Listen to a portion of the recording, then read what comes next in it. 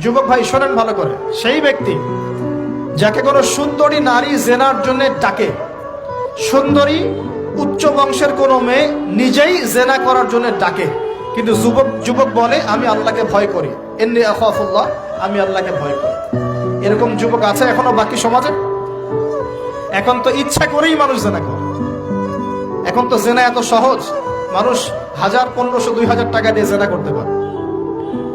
এই সমাজে জেনা সহজ, বিয়ে হয়েছে কঠিন। এই সমাজে জেনাটা সহজ হয়ে গেছে, বিয়েটা কঠিন হয়ে গেছে।